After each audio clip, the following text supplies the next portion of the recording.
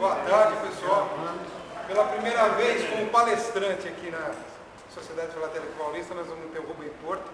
Para quem já assistiu a palestra dele, que as palestras, elas são brilhantes, as palestras dele. E a gente aprende muito em filatelia. Então, com vocês, censura postal de 1917 a 1937, ok? Rubem, fica à vontade.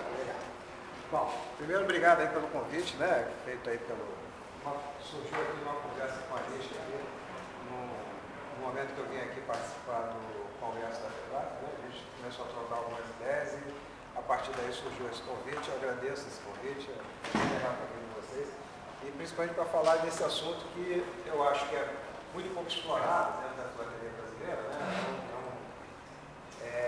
é um aspecto da história postal que é pouco, na verdade, ainda conhecido, e que eu garanto a vocês que tem zilhões de coisas ainda para a gente aprender. Né?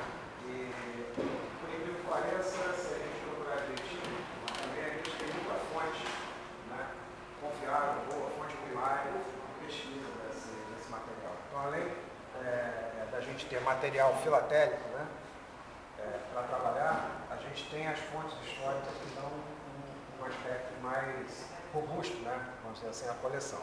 Tá? Então, essa coleção que está aqui, ela se propõe a comentar como funcionou, né? Qual foi o sistema, aonde funcionou e como funcionou a censura postal brasileira, desde o momento em que oficialmente ela foi instalada no Brasil, né? Isso acontece em 1917, até o momento em que o Estado Novo, em 17, né, se impõe. Então é um período restrito. Na verdade, a censura postal ela continua como elemento, como é que pode dizer, legislativo não, mas em forma de lei, né, ela persiste até 48, né, oficialmente, até 1948 havia censura postal, o que não quer dizer que ela estivesse sendo exercida, mas havia uma lei que permitia que ela acontecesse.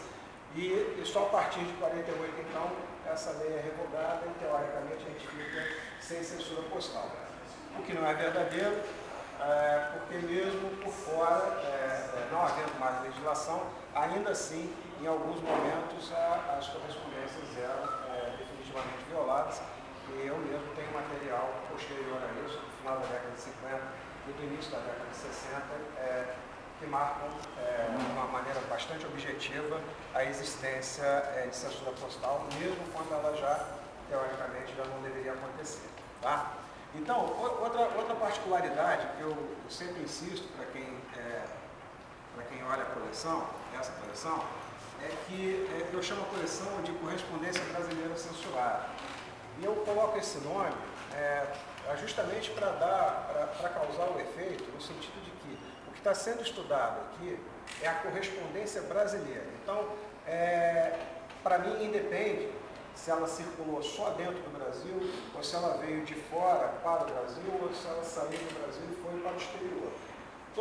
Todas essas três situações, né, correspondem a correspondências brasileiras. Ou correspondências que estavam sendo recebidas, ou que estavam sendo enviadas dentro do território brasileiro, ou para fora do território brasileiro. Entretanto, com exceção aqui dessa fase inicial, em que eu coloco essas duas folhas com marcas de censura que não são brasileiras, são marcas de censura externas, né, de correspondências que estavam vindo para o Brasil, então elas foram censuradas na origem, né, a partir então dessa folha aqui, o que a gente vê aqui é efetivamente censura brasileira, ou de correspondências que estavam chegando, ou de correspondências que estavam saindo, ou que estavam transitando em território nacional.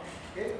Então, essas duas primeiras aqui é só para mostrar que, na verdade, um pouquinho a gente está na Primeira Guerra Mundial, né, e dentro da concepção ali dos países que estavam envolvidos, já havia censura postal dos países envolvidos, então essa censura acontecia mesmo em cartas que vinham para o Brasil, mesmo o Brasil naquele momento ainda não estando diretamente relacionado à guerra. O Brasil ainda não tinha entrado em guerra. Até que, em 1917, o Brasil resolve entrar na guerra, okay? E toma a decisão de enviar para participar da Primeira Mundial, eu não sei, o termo não é batalhão, porque eu acho que na Marinha não tem batalhão, né? Mas enfim, um contingente da Marinha Brasileira que foi posto, né, lá dentro de 2 navios e que saiu lá do Rio de Janeiro, 2 contra-torpedeiros.